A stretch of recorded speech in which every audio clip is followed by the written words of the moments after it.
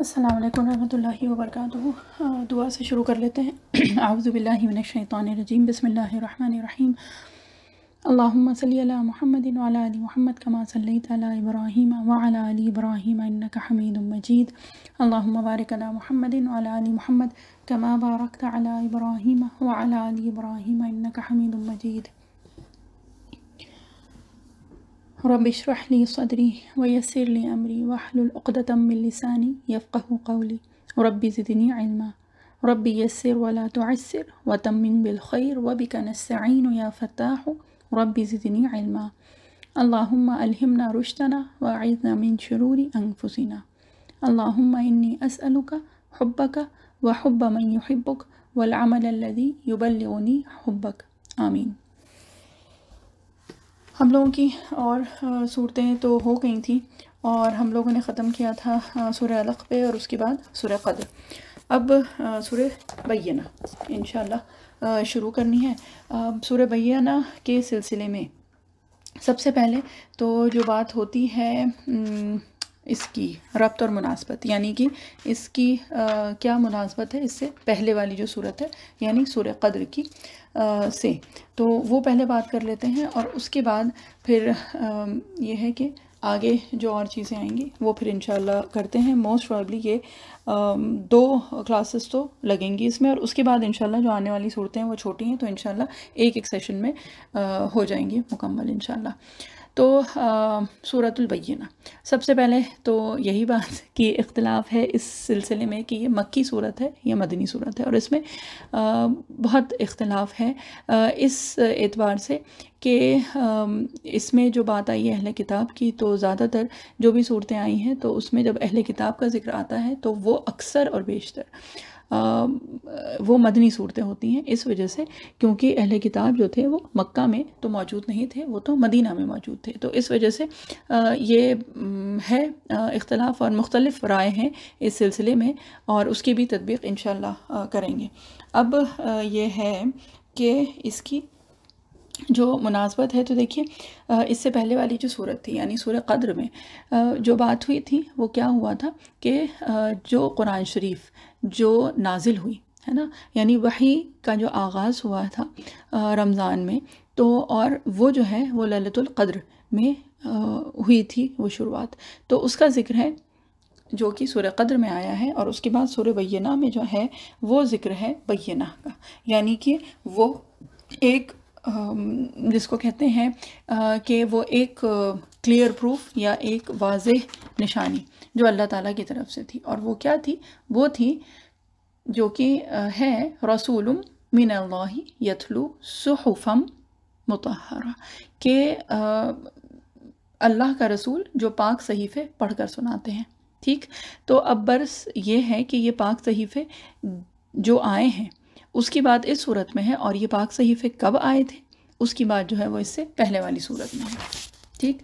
اب یہ ہے کہ نبی کریم صلی اللہ علیہ وسلم کا ارشاد ہے کہ اللہ تعالیٰ یہ جو سورہ ہے اس کی قرأت کو سن کر ارشاد فرماتے ہیں کہ اے میرے بندے خوش ہو جا، اپنی عزت کی قسم میں تجھ سے دنیا اور آخرت کے احوال میں سے کسی پر سوال نہ کروں گا، اور تجھ کو جنت کے وہ مقام عطا کروں گا جس سے تو راضی ہو جائے گا۔ اور یہ جو ہے سورہ قدر سے اس طرح مناسبت ہے کہ سورہ قدر میں انزال قرآن کا ذکر ہے، ٹھیک ہے، یعنی کہ قرآن شریف کب اترا تھا اس کا ذکر ہے اور کس طرح ہوا تھا، جو کیا ہے کہ جو دعوت کا ایک مقام ہے، ٹھیک ہے۔ اور سورہ بینہ گویا کہ اس کی دلیل ہے کہ اس طرح سے کہ جو دلیل ہے وہ کیا ہے کہ جو بھی اللہ کا رسول ہے وہ پاک صحیفے پڑھ کے سناتا ہے، تو پھر وہ کیا ہو جاتی ہے، وہ ایک واضح ایک کھلی دلیل بن جاتی ہے، ٹھیک۔ اب یہاں پہ جو بات ہے کہ ایک اور بات آتی ہے اس کے سلسلے میں، اور وہ یہ ہے کہ حضور اکرم صلی اللہ علیہ وسلم نے ابی بن کعب رضی اللہ عنہ سے کہا کہ جبریل علیہ السلام نے مجھ کو یہ حکم دیا ہے کہ میں یہ صورت تم کو پڑھاؤں، ٹھیک ہے۔ تو پھر کیا ہے کہ ابی بن کعب رضی اللہ عنہ نے پوچھا کہ کیا میرا ذکر فرمایا ہے یعنی میرا نام لیا گیا ہے؟ تو نبی کریم صلی اللہ علیہ وسلم نے فرمایا کہ ہاں. تو حضرت ابی بن کعب رضی اللہ عنہ رو دیے کہ اللہ سبحانہ و تعالی نے ان کا نام جو ہے ان کے نام کا ذکر کر کے یعنی ان کا تذکرہ کر کے اور یہ بات فرمائی. ٹھیک ہے، اور یہ جو ہے یہ مدنی صحابی ہیں، تو اس وجہ سے یہ کہا جاتا ہے کہ یہ مدنی سورہ ہے. ٹھیک ہے. اب اس میں جو اختلاف ہے یعنی اس میں کئی اقوال آئے ہیں، تو اس کی پہلے بات کر لی جائے. اور دیکھیں سورہ بینہ میں ایک جو چیز ہے کہ اس کی جو شروع کی جو آیت ہے، ایک تو پہلی آیت، تو پہلی آیت کے سلسلے میں تفاسیر جو ہیں وہ بہت مختلف آئی ہیں. یعنی کہ جو مفسرین اکرام ہیں ان کے الگ الگ اقوال ہیں اور بہت زیادہ اقوال ہیں. تو یہ کہ اس کی بہت تفصیل میں تو نہیں جائیں گے، لیکن کیونکہ ہم لوگ تفسیر کر رہے ہیں تو اس میں جو الگ جو رائے ہوئی ہے کہ اس سے یہ بھی مراد ہو سکتا ہے، اس سے یہ بھی مراد ہو سکتا ہے، تو بہرحال اس کو تھوڑا سا ہم لوگوں کو اس کا تو ذکر کرنا ہوگا، اس وجہ سے کہ دیکھیے صرف ترجمہ اگر ہوتا تو صرف ترجمہ کر کے اور ہم لوگ آگے بڑھ جاتے ہیں، لیکن تفسیر ہے تو اس میں بہرحال کچھ تو تفصیل ہونا چاہیے، ہے نا. تو اس لیے یہ ہے کہ اس پہلی آیت میں جو بھی اقوال ہیں تو سب تو نہیں ذکر کر سکتے، لیکن یہ کہ کافی جو ہیں اور جتنی مختلف رائے ہیں تو وہ سب پھر انشاءاللہ ذکر کی جائیں گی. ٹھیک ہے. تو سب سے پہلے تو یہ ہے کہ یہ مکی ہے یا مدنی. ٹھیک. تو بات وہی ہے کہ اہل کتاب کا کیونکہ ذکر ہوا ہے، اور پھر یہ جو حدیث آئی ہے ابی بن کعب رضی اللہ عنہ کے سلسلے میں جو کہ مدنی صحابی ہے. ٹھیک ہے. تو اس وجہ سے یہ کہا جاتا ہے کہ یہ مدنی سورہ ہے. لیکن اب اس کے ساتھ ساتھ ایک جو آئی ہے روایت، اور وہ ہے حضرت عائشہ رضی اللہ عنہا سے، اور وہ جو ہے وہ بھی ایک بہت قوی روایت ہے. ٹھیک ہے. تو اس کے مطابق کیا ہے کہ یہ یعنی سورہ بینہ جو ہے یہ مکی صورت ہے، یعنی کہ یہ ہجرت سے پہلے نازل ہوئی تھی. ٹھیک. پھر اس سلسلے میں حضرت عبداللہ بن عباس رضی اللہ عنہ کے دو قول ہیں، اور ان دو قول میں کیا ہے، ایک قول کے مطابق یہ مکی ہے اور ایک قول کے مطابق یہ مدنی صورت ہے. اب یہ کیسے ہو سکتا ہے نا. تو بات یہ ہے کہ مکی ہونے کا جو قول ہے حضرت ابن عباس رضی اللہ عنہ کا، تو وہ زیادہ قابل قبول ہے. ٹھیک ہے. اور عائشہ رضی اللہ عنہا بھی فرماتی ہیں کہ یہ مکی سورہ ہے. تو اس کی تطبیق جو کچھ اس طرح سے ہوئی ہے، تطبیق کا مطلب یہ ہے کہ یہ سارے اقوال ملا کے پھر ایک جس کو کہتے ہیں نا کہ واضح صورت جو نکل کے آتی ہے تو وہ کیا ہو سکتی ہے. ٹھیک ہے. تو وہ کچھ اس طرح سے لی گئی ہے کہ یہ مکی صورتوں میں بالکل جس کو کہتے ہیں نا کہ آخر زمانے میں نازل ہوئی تھی. یعنی مکی دور جو نبی کریم صلی اللہ علیہ وسلم کا گزرا ہے، یعنی ہجرت سے پہلے والا بالکل آخر کا جو دور ہے، اس زمانے میں یہ نازل ہوئی ہوگی. ٹھیک ہے. تو اگر ویسے دیکھیں تو یہ پھر مکی ہی ہوئی، اور کیونکہ اتنے آخر زمانے میں ہوئی تھی کہ پھر جب نبی کریم صلی اللہ علیہ وسلم جب مدینہ آ گئے تو پھر اس کی وضاحت ہوئی. ٹھیک. اب ایک چیز یہ بھی ہے کہ جب مکہ میں تھے نبی کریم صلی اللہ علیہ وسلم تو اس وقت تو اہل کتاب کا ذکر کرنے کی کوئی ضرورت ہی نہیں تھی، لیکن یہ کیا ہے کہ یہ ایک طرح سے ایک قرینہ ہے، یعنی کہ ایک جس کو کہتے ہیں نا کہ سٹل طریقہ ہے جس طرح سے اللہ تعالیٰ نے نبی کریم صلی اللہ علیہ وسلم کو بتایا تھا اہل کتاب کے سلسلے میں بھی. ٹھیک. تو یہ ہے کہ مضمون کے اعتبار سے تو لگتا ہے کہ یہ مدنی ہے، کیونکہ اہل کتاب کا ذکر جو ہے وہ مدینہ میں تھا، ہے نا. لیکن رجحان یہی ہے کہ یہ مکی دور کے آخر زمانے میں یہ آئی تھی. ٹھیک ہے نا. تو اب یہاں پہ شروع کرتے ہیں، اور اس کے بعد پھر اس کے جو کئی اقوال آئے ہیں یعنی اس کے سلسلے میں، یعنی جو کہ یہ بات ہوئی ہے اس کی کہ مفسرین اکرام نے اس پہلی آیت کا الگ الگ معنی نکالے ہیں، معنی مراد لیے ہیں، اور الگ الگ تفسیر اس کی ہوئی ہے. تو پہلے ایک سرسری طور پہ ترجمہ کر لیتے ہیں. اعوذ باللہ من الشیطان الرجیم، بسم اللہ الرحمن الرحیم. لم یکن الذین کفروا من اہل الکتاب والمشرکین منفکین حتی تأتیہم البینہ. کفار، اہل کتاب اور مشرکین، بعض نہ آنے والے تھے. یہ کسی کا مائک کھلا ہوا ہے تو وہ میوٹ کر لیجیے پلیز. جزاک اللہ. Sister Sahar, in this ayat, in which para in the Quran? I am trying to find. It's in Juzamma, the 30th juz, and the number of the surah. Like in which para? Like 30th, 30th. Yeah.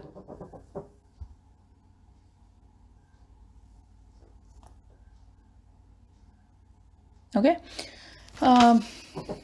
And it has a total number of 8 ayat. It's after Surah Qadr, that is Inna Anzalnahu fi Laylatil Qadr. It's after that surah and before Surah Zilzal, that is Iza Zulzilatil Ardu Zilzala. It's before that one. Okay so یہ کہ اس کا جو ترجمہ ہو رہا تھا تو وہ کیا ہے کہ کفار، اہل کتاب اور مشرکین بعض نہ آنے والے تھے جب تک ان کے پاس واضح دلیل نہ آ جائے. ٹھیک ہے، یہ ایک سرسری طور پہ ایک ترجمہ ہم نے کیا ہے. اور یہی دوسری طرف یعنی دوسرا ترجمہ کیا ہے، نہیں تھے وہ جنہوں نے کفر کیا اہل کتاب میں سے اور مشرکین میں سے بعض آنے والے یا جدا ہونے والے جب تک کہ نہ آ جاتی ان کے پاس ایک بینہ یعنی کہ روشن دلیل. ٹھیک ہے، اب یہاں پہ 2 لفظ ہیں جن کی وجہ سے الگ الگ اقوال آئے ہیں. ٹھیک ہے، ان میں سے ایک جو لفظ ہے وہ ہے منفکینہ. ٹھیک ہے، اب اگر یاد ہو تو منفکینہ جو ہے یہ کس لفظ سے آیا ہے، انفکا، ہے نا. اور یاد ہو تو اس سے پہلے ہم لوگوں نے کیا تھا اور وہ ہوئی تھی بات فک رقبہ، ہے نا. اس سے پہلے جو ہم لوگوں نے صورتیں کی ہیں تو اس میں تفسیر میں آئی تھی یہ بات فک رقبہ. ٹھیک ہے، کہ فکو ہوتا ہے آزاد کرا دینا کسی گردن کو، جو ہم لوگوں نے وہاں پہ ترجمہ کیا تھا، ہے نا. اب انفک کا اصل میں مطلب کیا ہوتا ہے؟ منفکین جو ہیں وہ ہوتے ہیں وہ لوگ جو کہ الگ ہو جائیں، جدا ہو جائیں، علیحدہ ہو جائیں، جو سپریٹ آؤٹ ہو جائیں. ٹھیک ہے، یا پھر اس سے مطلب یہ بھی ہو سکتا ہے کہ بہت عرصے سے کوئی آدمی یا کچھ لوگ کچھ کام کرتے آ رہے ہیں اور پھر کسی وجہ سے کیا ہو کہ وہ اس کو چھوڑ دیں. ٹھیک ہے، وہی کہ اس جو بھی وہ پریکٹس تھی، جو بھی وہ عمل تھا، اس سے وہ الگ ہو جائیں، وہ جدا ہو جائیں، وہ اپنے آپ کو اس سے منقطع کر لیں. ٹھیک ہے، اب یہ ہے کہ اس آیت کو، یہ جو پہلی آیت ہے سورہ بینہ کی، اس کو قرآن شریف کی مشکل ترین آیت کہا جاتا ہے. ٹھیک ہے، نظم کے اعتبار سے یعنی کہ جو سیکونس ہے اس کے اعتبار سے بھی، اور تفسیر اور تعویل کے اعتبار سے یعنی جس طرح سے اس کو انٹرپریٹ کیا گیا ہے، اس کی جو انٹرپریٹیشن ہے اس کے اعتبار سے بھی یہ مشکل ترین آیات میں سے ہے. ٹھیک ہے، اور اس میں اشکالات بہت ہیں، یعنی کہ اس میں کئی الگ الگ اقوال آئے ہیں. ٹھیک، اب منفکین کا مطلب کیا تھا؟ بعض آنے والے نہیں تھے. ٹھیک ہے، یعنی کہ وہ اپنے شرک سے، کفر سے، گمراہی سے باز آنے والے نہیں تھے. ٹھیک، یا پھر اس کا مطلب یہ بھی ہے کہ جدا ہونے والے یعنی الگ ہونے والے، جو کہا جاتا ہے نا سپریٹ آؤٹ ہونے والے نہیں تھے. ٹھیک، اب انفق کا وہی ہے جو کہ ہم لوگوں نے پہلے کیا ہے. انفق کا جو فکو رقبہ میں آیا ہے نا، اور وہ کیا ہے کہ اس کا جو باب ہے یہ انفعال سے ہے. ٹھیک ہے، اور اس کا مطلب کیا ہوتا ہے؟ اس کا مطلب الگ الگ آتا ہے. ایک تو جو ہم لوگوں نے پہلے کیا ہے کہ کوئی گردن چھڑا دینا، گردن آزاد کر دینا، یعنی کہ اگر ویسے دیکھیں تو کوئی غلام ہے اگر، تو وہ اپنے آقا سے، جو بھی اس کا آقا ہے یعنی کہ جو اس کا مالک ہے، تو اس سے وہ الگ ہو گیا، جدا ہو گیا، علیحدہ ہو گیا، ہے نا. تو انفق العظم عربی میں کہا جاتا ہے کہ جب جو ہم لوگوں کے جوڑ ہوتے ہیں نا، ہڈیوں کے جوڑ، ٹھیک ہے، عظم کہا جاتا ہے، عظم کہا جاتا ہے ہڈی کو. اب انفک العظم جو ہوتا ہے جو کہ پینفل جوائنٹس جو ہوتے ہیں نا ان کو کہا جاتا ہے. اب اس سے شاید انشاءاللہ وہ چیزیں تھوڑی سی واضح ہو جائیں گی، اس کا جو معنی ہے، جو اس کا صحیح جو میننگ ہے وہ پتہ چل جائے گا. تو یہ ہے کہ دیکھیے ہر جوڑ جو ہے، ہر ہڈی جو ہے ہم لوگوں کے جسم میں وہ اپنی جگہ پہ اس کی ایک مخصوص جگہ ہے نا. تو اب ہوتا ہے کبھی کبھی کسی وجہ سے، چاہے وہ کوئی چوٹ لگنے کی وجہ ہو، چاہے وہ کمزوری ہو، چاہے ہڈیاں کمزور ہو گئی، جو بھی ہے، تو اس سے کیا ہوتا ہے کہ وہ جو ہڈی ہے وہ اپنی جگہ سے کھسک جاتی ہیں.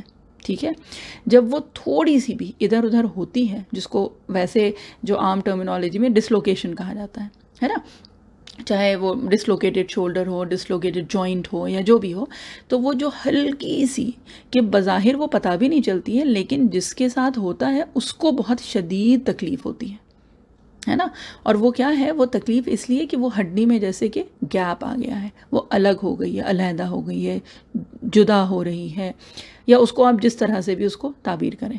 ٹھیک ہے، تو انفک العظم یعنی کہ انفک کا مطلب اب انشاءاللہ واضح ہو جائے گا. ٹھیک ہے، اب اس معنی کے لیے بہت سارے عربی میں الفاظ آئے ہیں. اسی طرح سے آیا ہے منقسم، ہے نا، تقسیم جو ہوتی ہے، الگ الگ کر دینا، علیحدہ کر دینا. پھر آتا ہے منقطع، وہ بھی ہوتا ہے الگ کر دینا، ٹو سیپریٹ آؤٹ، ہے نا. قطع جو ہم لوگ اردو میں بھی استعمال کرتے ہیں، قطع رحمی کے ہم نے جو رشتے ناتے ہیں وہ سب توڑ دیے، ان سے الگ ہو گئے، جدا ہو گئے، علیحدہ ہو گئے، سیپریٹ ہو گئے ان سے، ہے نا. پھر منفصل، فاصلہ ہو جانا، تو وہ بھی اسی معنی میں آیا نا، الگ ہو گیا، یعنی ہم نے کسی دو چیزوں کے درمیان میں فاصلہ کر دیا ہے. تو عربی میں یہ جو لفظ ہے، یہ جو علیحدہ کر دینا یا جدا کر دینا، تو اس کے لیے الگ الگ مختلف لفظ آتے ہیں. ٹھیک ہے، لیکن انفک کا جو ہے وہ مخصوص یہاں پہ آیا ہے، اور اس کی وجہ سے ہی الگ الگ معنی مراد لیے گئے ہیں. ٹھیک ہے، اب منفکینہ کے بعد کیا آیا ہے، حتی تأتیہم البینہ. ٹھیک، اب حتی جو لفظ ہے یہ آتا ہے انتہا کے لیے. ٹھیک، انتہا کے لیے آتا ہے، مطلب کہ جب وہ چیز ہو جائے، ہے نا، تو پھر کام ہو جانا چاہیے. مثال کے طور پہ ہم لوگ کہتے ہیں نا کہ جیسے مثال کے طور پہ کہ ہم نے کھانا نہیں کھایا یہاں تک کہ 2 بج گئے. اس سے مراد کیا ہوئی کہ جیسے ہی 2 بجے کے بعد پھر ہم نے کھانا کھا لیا. ٹھیک، تو یہاں پہ کیا ہے کہ حتی جو ہے وہ انتہا کے لیے آیا ہے، یعنی کہ کفار جو تھے، مشرکین اور اہل کتاب میں سے، یہ لوگ ایمان لانے والے نہیں تھے یہاں تک کہ بینہ آ جائے. تو اس سے مطلب جو نکلتا ہے وہ کیا نکلتا ہے کہ جب بینہ آ گئی تو پھر یہ باز آ گئے، ہے نا. لیکن حقیقتاً کیا ہے، حقیقتاً تو ایسا نہیں ہوا تھا، کیونکہ جب بینہ آ گئی یعنی نبی کریم صلی اللہ علیہ وسلم اپنی وحی کے ساتھ، جو اللہ تعالیٰ نے جو قرآن نازل فرمائی، جب اس کے ساتھ بھی نبی کریم صلی اللہ علیہ وسلم آئے تو پھر بھی یہ مشرکین اور یہ جو اہل کتاب تھے یہ ایمان تو نہیں لائے. تو پھر جو لوگ یہ اس طرح سے ترجمہ کر رہے ہیں تو وہ ترجمہ تو پھر کچھ صحیح نہیں ہوا، ہے نا. کہ قاعدے سے تو یہ ہونا چاہیے تھا کہ حتی جب آ گیا یعنی کہ جب بینہ، حتی تأتیہم البینہ، یہاں تک کہ بینہ آ گئی، یعنی کہ جب بینہ آ گئی تو پھر یہ سب کے سب ایمان لے کے آ گئے. لیکن اصل میں تو یہ بات ہوئی ہی نہیں، ہے نا. تو پھر اب اس کا کیا مطلب ہے؟ ٹھیک، اچھا، اب اس میں ایک جو چیز ہے وہ ہے جو کہ شروع میں ایک لفظ آیا ہے من، لم یکن الذین کفروا من اہل الکتاب. تو ایک من پہ بھی آیا ہے کہ یہ من جو ہے یہ کیا ہو سکتا ہے. یہ من جو ہے یہ تبعیدیہ بھی ہو سکتا ہے اور بیانیہ بھی ہو سکتا ہے. تبعیدیہ کا مطلب بعض، جو ہم اردو میں کہتے ہیں نا بعض، یعنی کچھ لوگ، یعنی کچھ لوگ مشرکین اور اہل کتاب میں سے بعض نہیں آنے والے تھے. یا تو یہ اس سے یہ مراد ہو سکتی ہے، یا پھر یہ من بیانیہ بھی ہو سکتا ہے. بیانیہ مطلب یہ کہ اس کو الیبوریٹ کرنا. ٹھیک ہے، کہ اس سے مطلب یہ ہے کہ یہ جو مشرکین اور اہل کتاب میں سے جو بھی لوگ تھے، ہے نا، تو یہ من جو ہے وہ ان کو بیان کر رہا ہے، الیبوریٹ کر رہا ہے. اور وہ یہ کیا ہے کہ ایک بہت بڑا گروہ جو تھا وہ کیا تھا کہ وہ اپنا جو ایک طور طریقہ تھا وہ اس میں ہی مبتلا رہا، اور اس کے علاوہ تھوڑے ہی تھے جو کہ ایمان لے آئے۔ واللہ اعلم بالصواب۔ تو بہرحال یہ 3 تو الفاظ ہو گئے، اور اس میں مین جو تعویلات ہوئی ہیں وہ منفکینہ کی وجہ سے ہوئی ہیں، ٹھیک ہے۔ اور جو دوسری چیز ہے وہ ہے حتیٰ، کہ حتیٰ تو یہاں پہ کیا، ویسے بھی حتیٰ جو ہے وہ انتہا کے لیے آتا ہے، جس کا اگر انگریزی میں اس کا ترجمہ کریں گے تو وہ آئے گا انٹل، کہ جب تک یہ کام نہیں ہوا تھا تب تک تو یہ تھا، لیکن جب بینہ آ گئی تو پھر کیا ہوا کہ وہ سب کے سب ایمان لے آئے، لیکن حقیقتاً ایسا نہیں ہوا تھا، ٹھیک۔ اب اس کی جو الگ الگ جو تعویلات ہیں اور اس کی جو تفصیل ہے وہ کر لیتے ہیں انشاءاللہ، ٹھیک ہے۔ اب یہ ہے کہ اگر بینہ سے مراد نبی کریم صلی اللہ علیہ وسلم ہیں تو پرابلم جو ہے وہ یہ ہے کہ بینہ کے آنے سے قبل، ٹھیک ہے، کیا ہے کہ مشرکین اور اہل کتاب کے لیے اللہ تعالیٰ نے کس کا اطلاق کیا ہے کہ لم یکن الذین کفروا، تو کفر کا اطلاق جو ہوتا ہے وہ ایسے ہی نہیں ہو سکتا۔ کفر جو ہے وہ ایک بہت بھاری چیز ہے، ہیوی چیز ہے، ٹھیک ہے نا۔ تو اس طرح سے کفر کا اطلاق ان لوگوں پہ نہیں ہو سکتا ہے جو کہ مشرکین اور اہل کتاب تھے نبی کریم صلی اللہ علیہ وسلم کی بعثت سے پہلے، اس لیے کہ کفر کا اطلاق اکثر کیا کفر کا جو اطلاق ہوتا ہے تو وہ نبی کے آنے کے بعد جب اس کی دعوت کو رد کر دیا جائے، یعنی کہ اس کی دعوت کا انکار کیا جائے، اس کو نہ مانا جائے، تو پھر کفر کا اطلاق ہوتا ہے۔ ابھی تو نبی کریم صلی اللہ علیہ وسلم آئے ہی نہیں، بینہ تو ابھی آئی ہی نہیں، تو جب آئی نہیں تو پھر ان لوگوں پہ کفر کا اطلاق نہیں ہو سکتا ہے، ٹھیک۔ اس لیے کیونکہ نبی کریم صلی اللہ علیہ وسلم کے آنے سے پہلے اگر لوگ ہوں تو ان کو گمراہ کہا جا سکتا ہے، فاسد کہا جا سکتا ہے، ضلالت میں مبتلا کہا جا سکتا ہے، لیکن کفر کا اطلاق ان کے اوپر نہیں ہو سکتا ہے، کیونکہ ابھی تو کوئی نبی اللہ تعالیٰ نے بھیجا ہی نہیں کہ جس کا وہ انکار کریں، اور اس نبی اور وہ جو بھی بینہ ہے اس کا انکار کرنے کے بعد پھر ان پہ کفر کا اطلاق ہوگا، ٹھیک ہے۔ تو کیا ہے، اس کے بعد پھر آئی کہ کفروا من اہل الکتاب والمشرکین منفکین، ٹھیک ہے۔ انفکاک یہ جو ہے یہ اس کا باب ہے، جو اصل لفظ ہے وہ کیا ہے، فکا، ٹھیک ہے، جدا ہونا، فک و رقبہ جو ہم لوگوں نے پہلے کیا تھا، ٹھیک ہے۔ اب فکا یہ جو انفکاک یہ جو ہے یہ انفعال سے ہے، یعنی کہ یہ فعل جو ہے یہ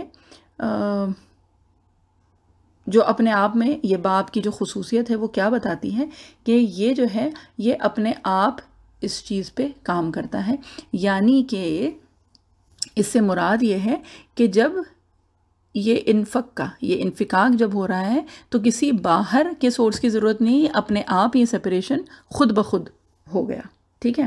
اب فکا یہ پہلے ہم لوگوں نے بات کی تھی نا لغت کے اعتبار سے، تو جو فا سے شروع ہوتے ہیں کچھ جو ثلاثی مجرد یعنی کچھ جو روٹ ورڈز ہیں جو فا سے شروع ہوتے ہیں تو ان میں معنی جو آتے ہیں وہ ہوتے ہیں الگ ہونے کے، ٹھیک ہے، یعنی علیحدہ ہونے کے، جدا ہونے کے۔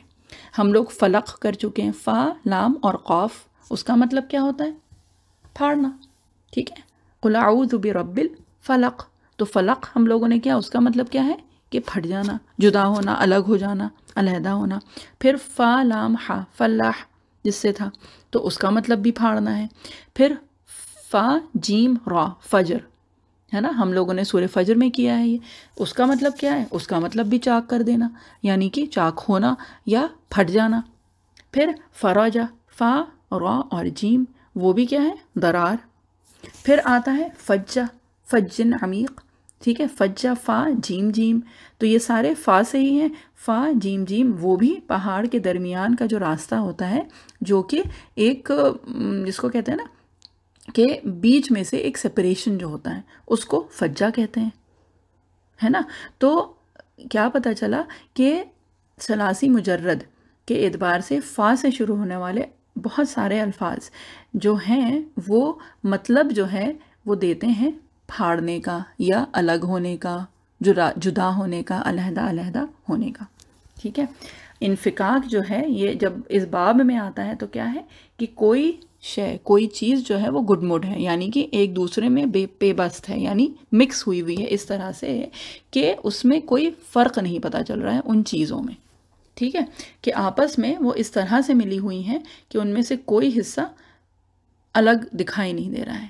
لیکن پھر کیا ہوا کہ پھر کچھ ہوا کہ وہ اس میں جو ملی ہوئی جو چیزیں تھیں، جو ایک دوسرے میں پیبست چیزیں تھیں، وہ الگ ہو گئیں، جدا ہو گئیں، علیحدہ علیحدہ ہو گئیں، سپریٹ آؤٹ ہو گئیں. ٹھیک ہے. اب منفکینہ جب یہ ہوا تو اب یہ ہوا کیا؟ ٹھیک ہے. اب یہ ہے کہ دیکھیے، ایک چیز ہے کہ جب نبی کریم صلی اللہ علیہ وسلم آئے تھے، جب آپ صلی اللہ علیہ وسلم کی بعثت ہوئی تھی، تو کیا تھا کہ اس معاشرے میں ہر طرح کے لوگ تھے. ٹھیک ہے. اب مکہ کا اس وقت معاشرہ اگر دیکھیں تو کیا تھا کہ اس وقت کے اعتبار سے بدترین معاشرہ تھا، اس لیے کہ اخلاق کی پستی. تو وہ تو ہم لوگ پہلے بھی کئی صورتوں میں کر چکے ہیں، سورہ ماعون میں کیا ہے، اور اسی طرح سے بہت ساری صورتوں میں یہ ذکر آیا ہے کہ اخلاقی پستی ان لوگوں کے اندر تھی. یہ جو بات ہے یہ سورہ فجر میں بھی آئی ہے، اور صورتوں میں، سورہ ماعون ہے، ان سب میں ہم لوگوں نے یہ کی ہے، سورہ لحم میں پڑھ چکے ہیں. تو کیا تھا کہ اخلاقی اعتبار سے بہت پستی تھی. ٹھیک ہے. اب اس جس کو کہتے ہیں کہ اندھیرے والے ماحول میں شرک وہاں پہ اپنے عروج پہ تھا اس وقت. ٹھیک ہے. تو ماحول کے اعتبار سے یہ کیا تھا کہ بہت برے حالات تھے وہاں کے. لیکن اس میں بھی کیا تھا کہ ابو بکر صدیق رضی اللہ عنہ جیسے لوگ بھی تھے، اور ان سے پہلے اگر دیکھیں تو ورقہ ابن نوفل بھی موجود تھے وہاں پہ، کہ وہ اس وقت حق کی تلاش میں، وہ کیا تھا ان کا، کہ ان کے بارے میں آتا ہے کہ وہ شام بھی گئے تھے، انہوں نے اپنی یہ عبرانی زبان بھی سیکھی تھی، اور وہ عالم تھے، یعنی حق کی تلاش تھی ان کو، اور وہ کرتے رہے. ایسا نہیں ہے کہ اس معاشرے میں رہ کے وہ اسی شرک میں اور انہی گناہوں میں مبتلا ہو گئے، انہوں نے تو ایسا نہیں کیا. اور جب نبی کریم صلی اللہ علیہ وسلم کو خدیجہ رضی اللہ عنہا لے کے گئی تھی ان کے پاس، تو انہوں نے کیا فرمایا تھا؟ انہوں نے ایک حسرت ظاہر کی تھی، اور وہ کیا تھی کہ اگر کاش کہ میں اس وقت زندہ ہوں جب آپ کی قوم آپ کو نکالے گی، ہے نا. تو اس وقت تو نبی کریم صلی اللہ علیہ وسلم بہت حیران ہوئے تھے کہ اچھا یہ لوگ مجھے نکالیں گے. تو ورقہ ابن نوفل نے کیا فرمایا تھا کہ ہاں، جو بھی اس طرح کا پیغام لے کے آیا ہے یہ وہی ناموس ہے جو کہ موسیٰ اور عیسیٰ علیہ السلام پہ آیا تھا، اور یہی آپ کے اوپر آیا ہے. اور جب بھی کوئی بھی پیغمبر یہ پیغام لے کے آیا ہے تو پھر کیا کیا ہے کہ اس کے لوگ اس کے خلاف ہو گئے ہیں. اور نبی کریم صلی اللہ علیہ وسلم کو گویا کہ انہوں نے یہ پہلے ہی اس چیز کا اندازہ ہو گیا تھا کہ نبی کریم صلی اللہ علیہ وسلم کی قوم پھر بالآخر ان کو نکالے گی اس جگہ سے، یعنی مکہ سے. تو اگر ویسے دیکھیں تو اس معاشرے میں ورقہ ابن نوفل بھی موجود تھے. ٹھیک ہے. اور اسی طرح سے سیرت میں اگر دیکھیں تو بہت لوگوں کے نام آتے ہیں، ہے نا، جو کہ کیا تھے کہ اس معاشرے میں رہنے کے باوجود وہ شرک سے پاک تھے. اور اس میں جو ہے ابو بکر صدیق رضی اللہ عنہ کا نام آتا ہے. ٹھیک ہے. حضرت عثمان رضی اللہ عنہ وہ بھی تھے اسی میں ہی موجود، اسی معاشرے میں موجود تھے، ہے نا. تو یہ ہے کہ اس میں یہ لوگ بھی موجود تھے. اور اس کے علاوہ اگر دیکھیں کہ یہ لوگ یعنی ابو بکر صدیق رضی اللہ عنہ، عثمان رضی اللہ عنہ، یہ ظاہری طور پہ بھی اور باطنی طور پہ بھی یہ لوگ نیک بھی تھے، متقی بھی تھے. اور جیسے ہی حق آیا سامنے تو کیا ہوا، فوراً انہوں نے اس کی تصدیق کر لی. ٹھیک. اب اس کے علاوہ اسی معاشرے میں کچھ اور لوگ بھی تھے، جو کون تھے؟ جو کہ ظاہری طور پہ تو اچھے تھے، نیک تھے. ٹھیک ہے. یعنی کہ بڑے سخاوت والے تھے، اور بڑے جس کو کہتے ہیں کہ عصبیت والے تھے. ٹھیک ہے. اور اسی معاشرے میں ہر طرح کے، اور کسی بھی سوسائٹی میں اگر دیکھیں، آج کی سوسائٹی میں بھی تو اچھے لوگ بھی ہوتے ہیں اور برے لوگ بھی ہوتے ہیں. اسی طرح سے مثال کے طور پہ مدینہ کا اگر معاشرہ دیکھیں تو اس وقت کا، یعنی نبی کریم صلی اللہ علیہ وسلم کے آنے کے بعد مدینہ کا معاشرہ کیا تھا کہ بہترین تھا. اگر مثال دی جائے، مثالی معاشرہ تو وہ مدینہ کا تھا، مگر اس میں بھی کون تھے؟ یہ منافقین موجود تھے، ہے نا. تو ہر معاشرے میں وہی ہوتا ہے کہ میجورٹی ٹھیک ہے اچھی یا بری ہو سکتی ہے، لیکن ہر انسان اسی معاشرے میں رہ کے مختلف بھی ہوتا ہے نا. تو اب اگر مکہ کا معاشرہ ہم لوگ دیکھیں تو وہاں پہ ان لوگوں کی بات ہوئی، ٹھیک ہے. تو بیسکلی جو بات سمجھانے والی ہے یہاں پہ وہ یہ ہے کہ ہر معاشرے میں لوگ ہوتے ہیں، اور ایک بات جو ہے نا وہ یہ ہے کہ کچھ لوگوں کے اندر وہ کفر اور عناد، وہ جو تکبر ہوتا ہے، وہ ساری جو چیزیں ہوتی ہیں وہ اندر موجود ہوتی ہیں لیکن ظاہر نہیں ہوتی ہیں، ٹھیک ہے. تو جس کو کہا جاتا ہے کہ پوٹینشل کفر جو تھا، کفر بالقوہ، ٹھیک ہے، یعنی کہ ان کے اندر وہ قوت موجود تھی لیکن ابھی ظاہر کچھ بھی نہیں ہو رہا تھا، ابھی سب جو ہے وہ ایک ساتھ رہ رہے تھے اور کسی میں کوئی فرق محسوس نہیں ہو رہا تھا، ٹھیک. اسی طرح سے جو اچھے لوگ تھے وہ بھی ان کے اندر ہی موجود تھے، یعنی ان کے اندر وہ نیکی کا، وہ تقوی کا، وہ ساری جو چیزیں تھیں ان کا پوٹینشل موجود تھا، لیکن ابھی سوسائٹی میں وہ سب لوگ ایک ساتھ رہ رہے تھے. یعنی اسی سوسائٹی میں ابو جہل بھی رہ رہا تھا، ابو بکر صدیق رضی اللہ عنہ، عثمان رضی اللہ عنہ بھی وہیں رہ رہے تھے، ورقہ ابن نوفل بھی وہیں تھے. پھر یہ جو ہیں حضرت سعید رضی اللہ عنہ کے والد جو تھے زید بن عمر بن نفیل، وہ بھی اسی میں ہی تھے. ان کا ذکر اس لیے کیونکہ یہ نیک تھے اور موحد تھے، لیکن نبی کریم صلی اللہ علیہ وسلم کی وحی سے پہلے ہی ان کا انتقال ہو گیا تھا، تو یہ بھی وہیں پہ ہی موجود تھے. اور اسی میں ہی عمر رضی اللہ عنہ، حمزہ رضی اللہ عنہ موجود تھے یہاں پہ ہی. پھر ابو جہل بھی موجود تھا اور ابو لہب بھی اسی سوسائٹی میں، اسی معاشرے کا حصہ تھے یہ لوگ بھی، ٹھیک ہے. تو اب کیا ہے، یہ ہے کہ ان لوگوں میں کسی میں کفر بالقوہ، ٹھیک ہے، یعنی پوٹینشل کفر موجود تھا، کچھ لوگوں میں جو تھا وہ پوٹینشل ایمان، تقوی یہ موجود تھا، ہے نا. اب کیا ہوا کہ نبی کریم صلی اللہ علیہ وسلم کی جب بعثت ہوئی، جب نبی کریم صلی اللہ علیہ وسلم مبعوث ہوئے اور جبرائیل علیہ السلام نبی کریم صلی اللہ علیہ وسلم کے پاس آئے یہ وحی لے کے، تو کیا ہوئی کہ یہ بینہ آ گئی، ہے نا. اب جب یہ بینہ آئی تو پھر کیا ہوا کہ یہ جو معاشرہ تھا جو بظاہر جس میں سب لوگ مور اور لیس ایک طرح کے دکھ رہے تھے، یہ بینہ آنے کے بعد کیا ہوا کہ یہ سب جو ہیں یہ کیٹیگریز علیحدہ علیحدہ ہو گئیں، یہ سب کیٹیگریز جو ہیں یہ سپریٹ آؤٹ ہو گئیں، جس کو کہا جاتا ہے نا کہ فلٹر آؤٹ ہو گئیں یا چھن گئیں.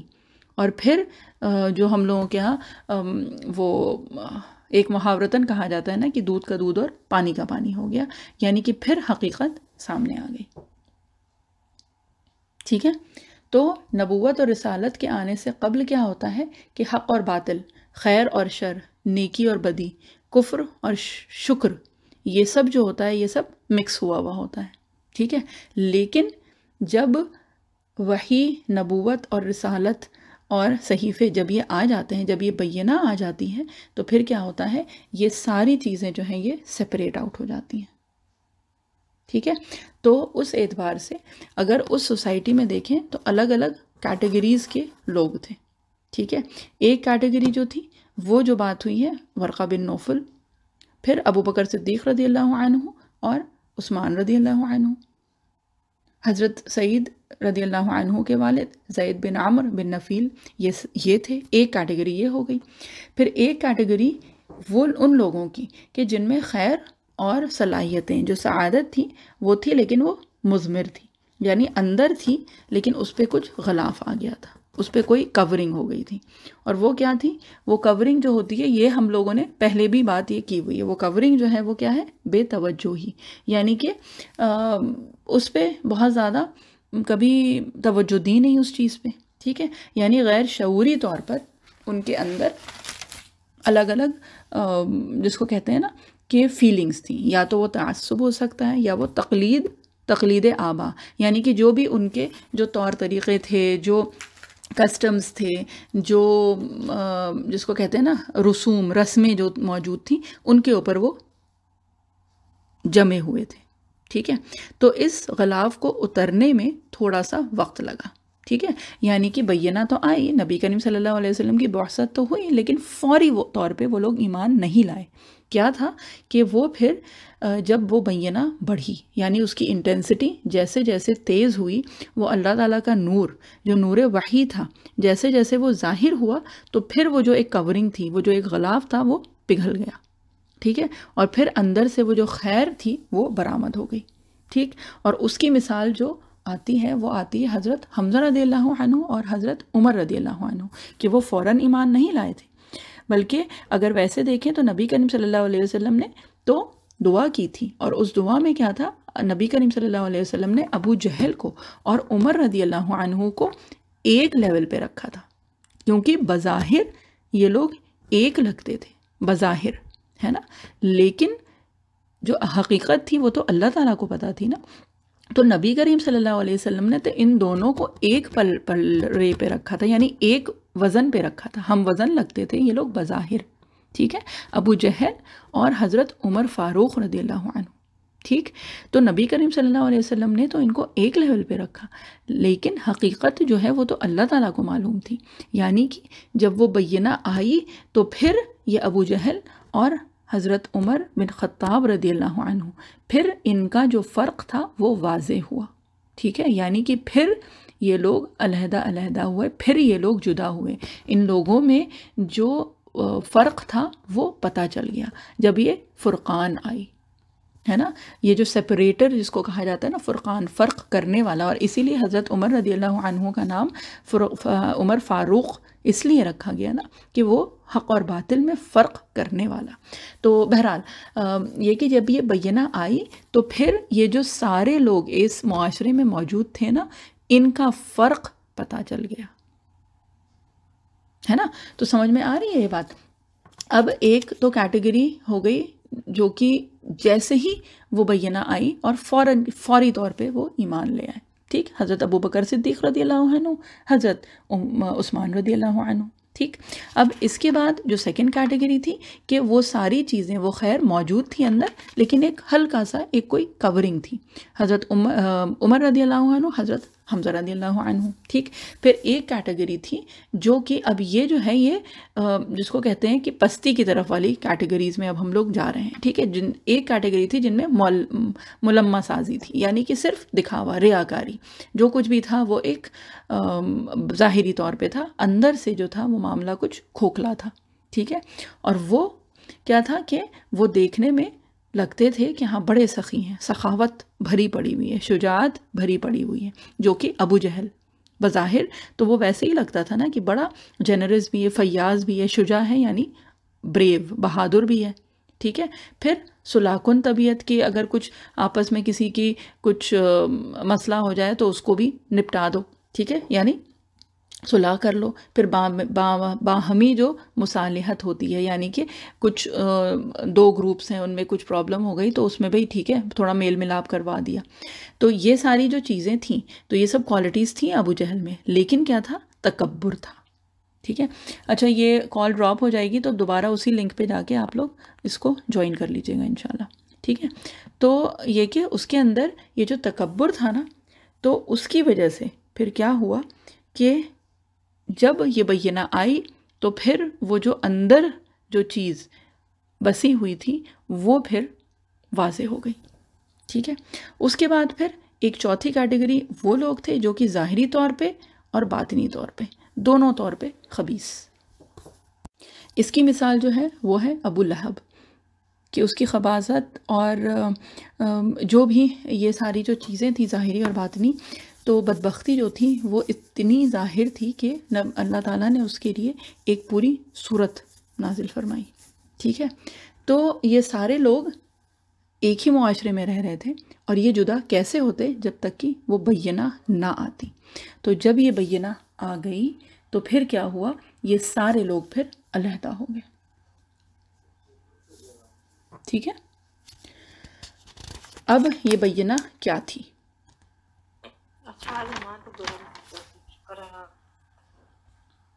یہ کسی کا مائک پھر سے کھلا ہوا ہے، جی یہ ہم نے میوٹ کر دیا ہے کیونکہ بیچ بیچ میں آواز آتی ہے تو پھر ڈسٹربنس ہونے لگتا ہے نا. اچھا، اب اس میں جو الگ الگ مختلف اقوال ہیں یہ کرتے ہیں کیونکہ اس کے بعد کی جو آیات ہیں تو اس میں ایک بار یہ چیز سمجھ میں آ جائے کہ اس میں جتنے بھی بہت سارے اقوال ہیں اور اس کی بہت زیادہ تفصیل آئی ہے، تو ہم اتنی زیادہ تفصیل تو نہیں کر رہے ہیں، لیکن بہرحال کیونکہ ہم لوگ تفسیر کر رہے ہیں تو اس میں تھوڑا سا ایک یہ تو جب اس آیت سے گزریں یا جب کبھی یہ آیت سنیں تو ہاں ایک یہ چیز ذہن میں آئے ہم لوگوں کے کہ یہ اتنی جس کو کہتے ہیں کہ اسٹریٹ سمجھنے والی چیز نہیں ہے، اس میں تفصیل بہت ہے، اس میں گہرائی بہت زیادہ ہے، اور جو کہ کہا جاتا ہے نا کہ اللہ تعالیٰ نے کیا فرمایا ہے کہ وَلَقَدْ يَسَّرْنَا الْقُرْآنَ، کہ اللہ تعالیٰ نے قرآن آسان کر دیا ہے، تو اگر ایک سرسری طور پہ کرنے کے لیے دیکھیں تو یہ بہت آسان چیز ہے، اور اگر اس کی گہرائی میں جائیں تو پھر یہ ایک مشکل ترین چیز ہو جاتی ہے نا، تو وہ اتنی مشکل ترین تو نہیں کریں گے اس کو، لیکن ہاں جو الگ الگ اقوال ہیں تو وہ تو پھر تھوڑا سا حق بنتا ہے کہ وہ ہم لوگ کریں اس کو، ٹھیک ہے۔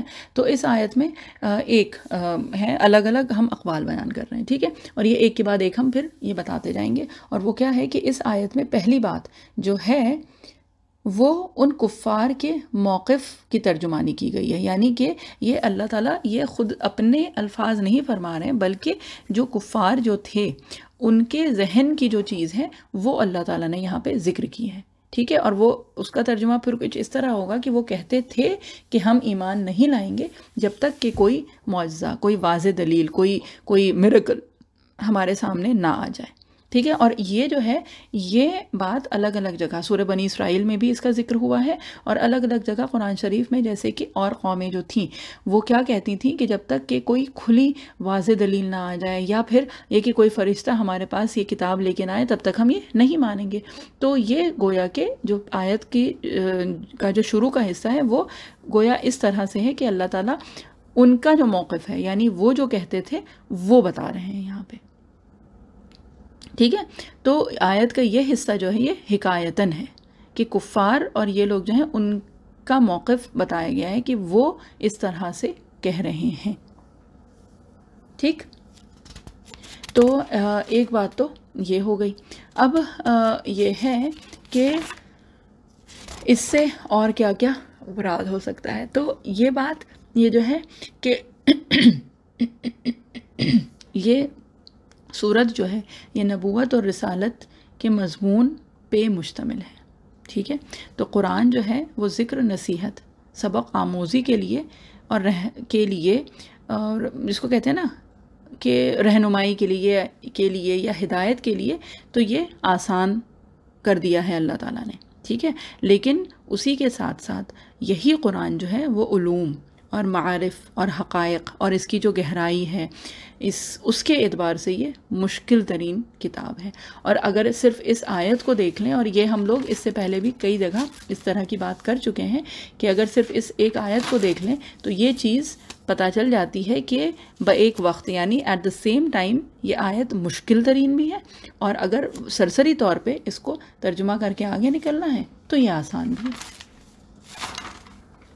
ٹھیک۔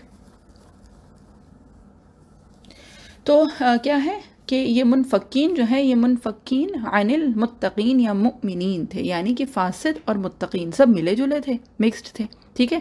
جب بینہ آئی تو وہ جدا ہو گئے، اور یہ جدا ہونے والے نہیں تھے جب تک کہ یہ بینہ نہ آ جاتی، ہے نا، یعنی وہ پورا معاشرہ جو تھا وہ تو ایک ساتھ ملا ہوا ہی تھا نا، جب یہ بینہ آئی تو پھر یہ الگ الگ ہو گئے، یہ جدا ہو گئے۔ اب اس میں ایک اور کیٹیگری ہے جو کہ موجود ہے، اور جو وہاں پہ یعنی اگر اس وقت کے اعتبار سے لیں تو مدینہ میں یہ لوگ موجود تھے، اور وہ کون تھے؟ منافق، ٹھیک ہے۔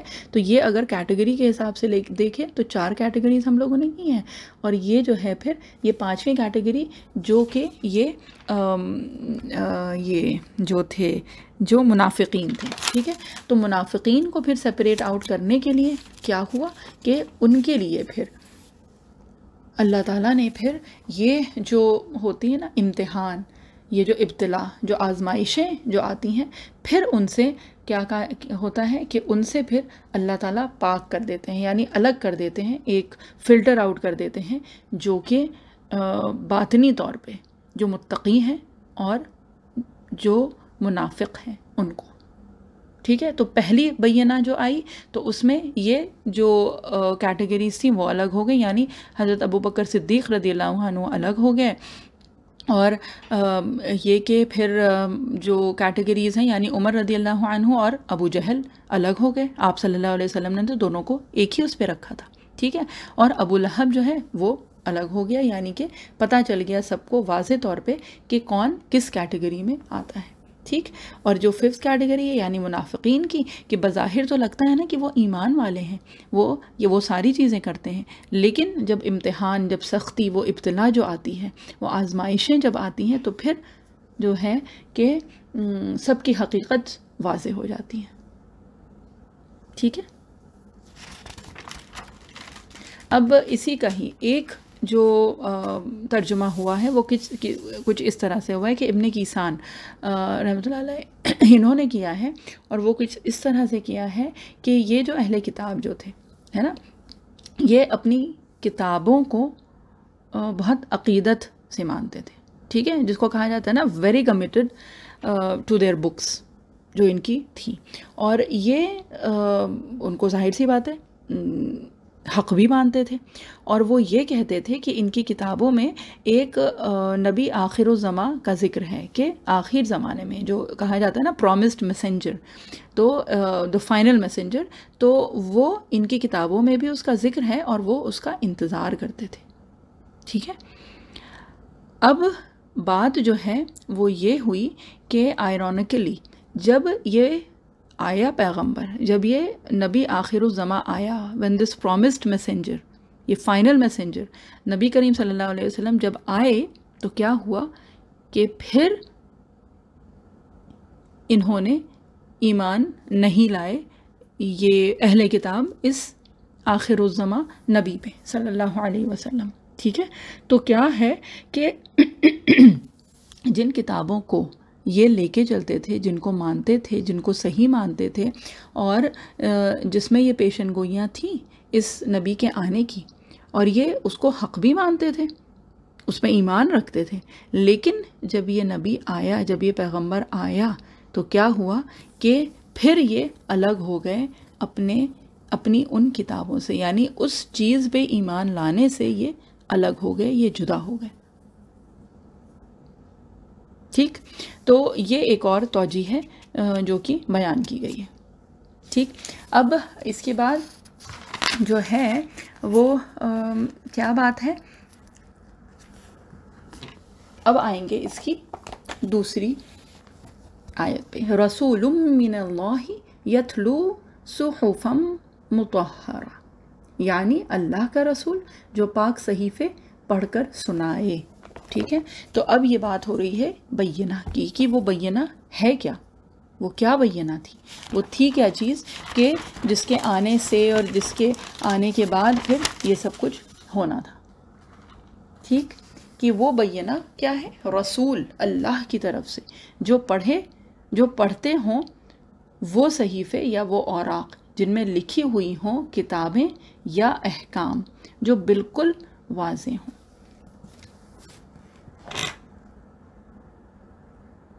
ٹھیک ہے. فیہا کتب قیمہ، جن میں درست مضامین ہوں، یا پھر کتب قیمہ. چلیے جب اس آیت پہ آئیں گے تو پھر کتب قیمہ کی بھی بات تفصیل سے ہوگی. ٹھیک. تو یہ جو بینہ ہے یہ کیا ہے، رسول من اللہ، اور صرف رسول من اللہ نہیں ہے، یتلو ہے، یعنی کہ صرف رسول نہیں ہے بلکہ یتلو صحفا مطہرہ. ٹھیک ہے. کہ صرف رسول نہیں بلکہ اللہ کا رسول جو پاک صحیفے پڑھ کر سنائے. ٹھیک. اب اس سے پہلے ایک جو چیز ہے وہ ہے کہ بانا یبینو، یہ جو آتا ہے یہ آتا ہے جب دو چیزوں کے درمیان آپ کوئی فصل کریں، یعنی فاصلہ کر دیں، جو اس سے پہلے ہم لوگوں نے بات کی تھی جدا ہونا، علیحدہ کر دینا، وہ والی بات ہے. ٹھیک ہے. تو کیا ہے کہ بہت بلند مرتبہ رسول جو کہ سنائے پڑھ کے پاک صحیفے. ٹھیک ہے. اب کیا ہے کہ صرف کتاب یا صرف رسول جو ہے وہ بینہ نہیں ہو سکتا ہے. ٹھیک ہے. تو کیا ہے کہ ایک شخصیت ہونا ہے، یعنی ایک معلم ہونا، ایک جس کو کہتے ہیں نا جو ٹیچر، معلم ہونا ضروری ہے، اس کی ضرورت ہے.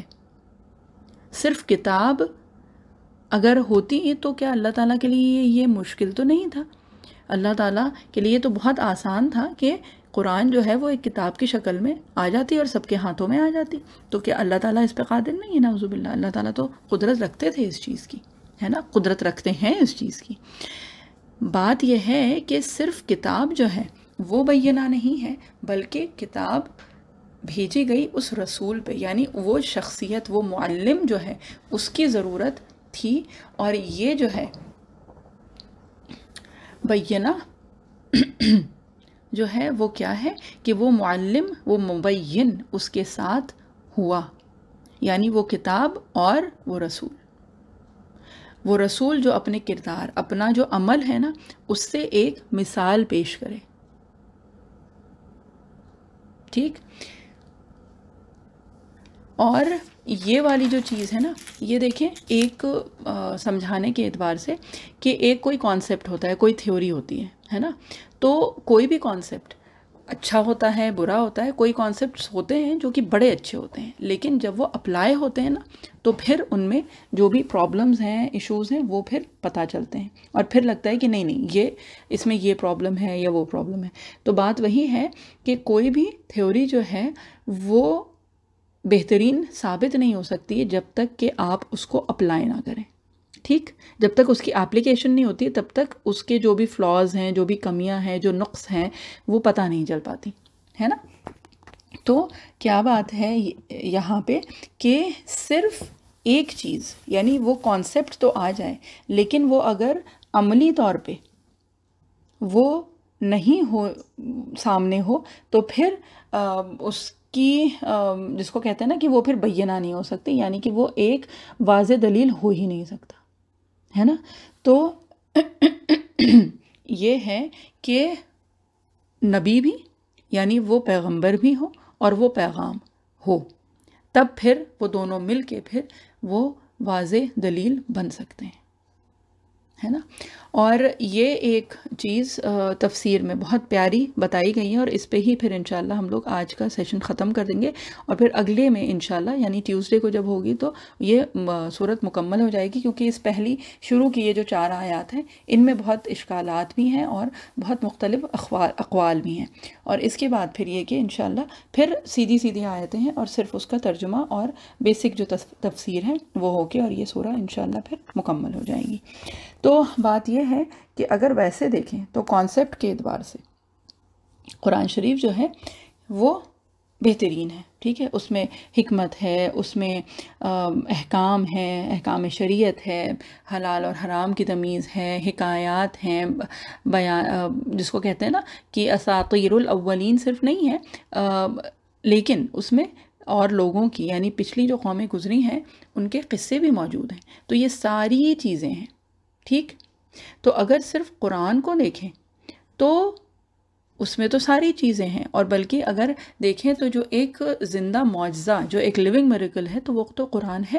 اللہ تعالیٰ نے وہ رکھا ہے. اور ویسے اگر دیکھیں تو آج کے زمانے میں فی زمانہ جو ایک چیز ہے کہ کتنے لوگ ہیں جو قرآن پڑھتے ہیں، اس کو سمجھتے ہیں، اس کو سمجھنے کی کوشش کرتے ہیں، اور کہیں اسی دوران اللہ تعالیٰ ان کو ہدایت سے سرفراز کر دیتے ہیں، ہے نا، یعنی وہ مسلمان ہو جاتے ہیں.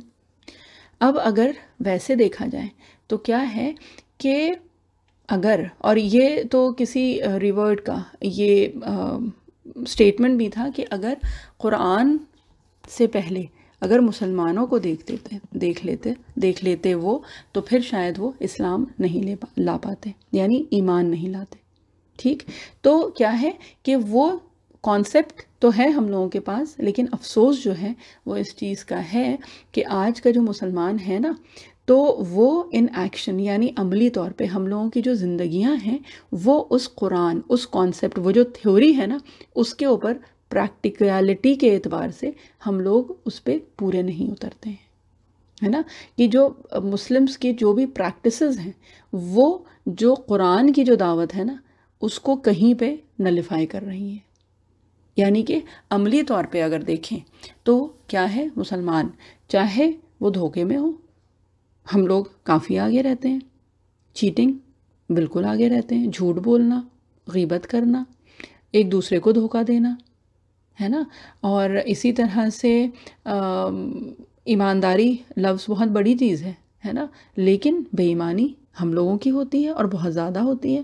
آپ کہیں دکانوں پہ چلے جائیں، آپ مارکیٹس میں چلے جائیں، آپ بازار میں جائیے، آپ کسی سے ویسے معاملات کریے تو پتہ چلتا ہے، پھر پتہ چلتا ہے کہ ہم لوگوں کے جو پریکٹس ہے، جو عملی طور پہ ہم لوگوں نے جو اپنا حال بنایا ہوا ہے، وہ جو قرآن میں جو چیزیں سکھائی گئی ہیں، جو کانسیپٹ، جو تھیوری دی گئی ہے، اس کے اعتبار سے ہم لوگ اس پہ پورے نہیں اترتے ہیں، ہے نا. تو جو بینہ تھی وہ کیا تھی؟ وہ تھی کہ ایک شخصیت، یعنی نبی کریم صلی اللہ علیہ وسلم کی شخصیت، جو کہ سورہ قلم میں آیا نا، خلق عظیم، کہ بہترین شخصیت، عظمت والی شخصیت. ٹھیک، تو اس کے ساتھ اور یعنی پریکٹیکلٹی کے اعتبار سے عملی طور پہ نبی کریم صلی اللہ علیہ وسلم نے وہ ساری چیزیں کر دکھائیں. کہ ایک حدیث شریف کا مفہوم ہے نا کہ آپ صلی اللہ علیہ وسلم کیا تھے؟ چلتا پھرتا قرآن تھے، ہے نا. تو یعنی کہ وہ ساری چیزیں، وہ حکمت، وہ احکام، وہ ساری چیزیں قرآن شریف میں، اور اس کو اگر عملی طور پہ دیکھنا ہے تو کیا؟ نبی کریم صلی اللہ علیہ وسلم وہ معلم، وہ مبلغ، وہ مبین، ہے نا. تو وہ موجود تھے سامنے، اور یہ چیزیں، یہ دونوں چیزیں مل کے یہ تھی جو کی تھی بینہ. ٹھیک ہے، واللہ عالم بالصواب. تو وقت تو ختم ہو گیا ہے، دعا پڑھ لیتے ہیں ہم لوگ، اور اس کو پھر انشاءاللہ ہم لوگ مکمل کریں گے اگلے سیشن میں. اعوذ باللہ من الشیطان الرجیم، بسم اللہ الرحمن الرحیم. سبحان اللہ وبحمدہ، سبحانک اللہم وبحمدک، نشہد ان لا الہ الا انت، نستغفرک ونتوب الیک. سبحان ربک رب العزت عما یصفون، وسلام علی المرسلین، والحمد للہ رب العالمین، برحمتک یا ارحم الراحمین. جزاک اللہ خیر. السلام علیکم ورحمۃ اللہ وبرکاتہ.